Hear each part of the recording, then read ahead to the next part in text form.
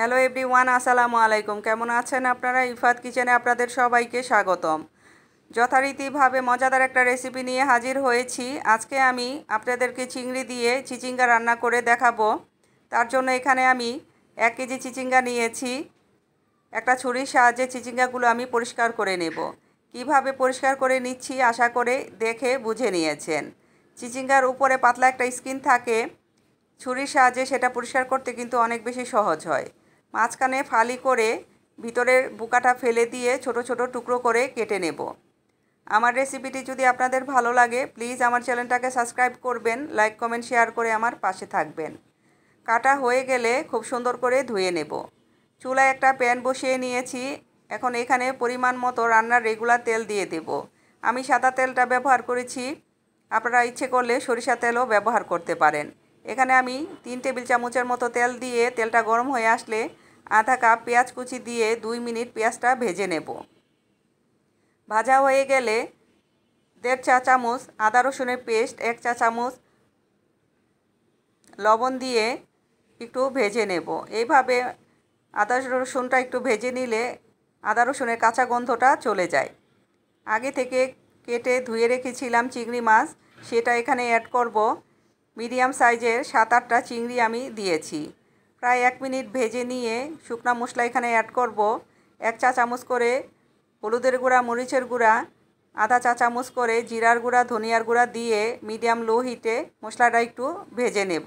এভাবে মশলাটা ভেজে নিলে তরকারির কালারটা খুব সুন্দর আসে। সামান্য পানি দিয়েছি, এখন মশলাটা একটু সময় নিয়ে কষিয়ে নেব। এভাবে মশলাটা কষিয়ে নিলে মশলার কাঁচা গন্ধটা থাকে না, তরকারিটা খেতে অনেক বেশি ভালো লাগে। চিচিঙ্গাগুলো এখন দিয়ে দিব, দিয়ে উল্টে পাল্টে কিছুক্ষণ সময় একটু কষিয়ে নেব।